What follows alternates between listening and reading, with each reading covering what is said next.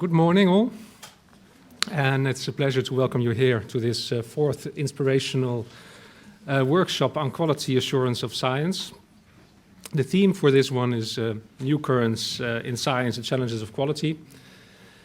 And we have these inspirational workshops that are open to the scientific and policy community and also citizens and business for some time now. And the focus is on quality issues of science and for science advice to policy. For this workshop, we're very happy to have more than 100 participants registered with a very diverse background. We have people from almost all over the world, all continents, virtually all continents represented.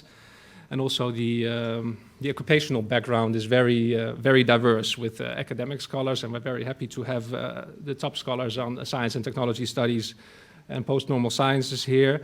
People from NGOs, commission staff from policy services, and practitioners who deal with quality assurance issues on a day-by-day basis, and also others that are maybe more difficult to label or to put in some group. This heterogeneity of participants should allow for a very animated workshop with a wide variety of perspectives and hopefully some new insights to deal with the challenges. So our objectives of these 2 days, I think we will consider the current challenges to quality assurance in science as a knowledge, in applications and in policy. The issues we will look at include the issue of reproducibility, measuring excellence, consequences and ethics of science, how to deal with complexity, the acceptability for policy, and for the do-it-yourself sciences, the governance issues. So we will consider how the existing institutions can accommodate these new currents in science, reaping the opportunities and addressing these challenges. This issue of the quality of science is central to the Joint Research Center, which is the boundary institution between policy and science. And we're very glad also to have our Director General here, who will speak next. He in general stimulates this reflective thinking and also the promotion of events that provide food for thought on these issues. Also, in the recently concluded ex-post evaluation of JRC's activities by Cunningham and others, there was a focus on the quality assurance and the embrace of new methods towards responsible research and innovation, including by engaging with all societal stakeholders. In a new JRC strategy that follows on this review, also this reflexivity, quality control, multidisciplinarity, and new approaches, including by engaging stakeholders, is prominent. Before passing the floor to Angela, let me share some reflections on the new currents in this information age science, and in particular on the issue of transparency and democratization. So if I would summarize some of the trends, there are many trends in science, but some important trends, I would say we see a very large increase in the number of scientists and also in the non-scientists that participate to science. And maybe also with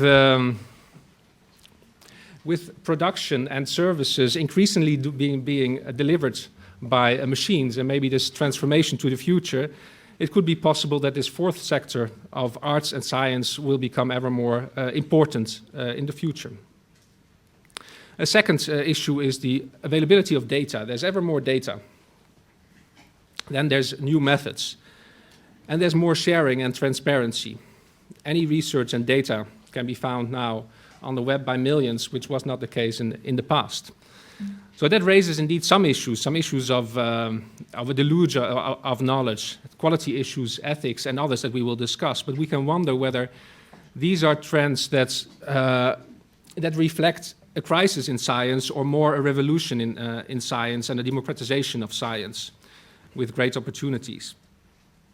So there are also some interesting parallels, I think, with previous revolutions and democratization processes.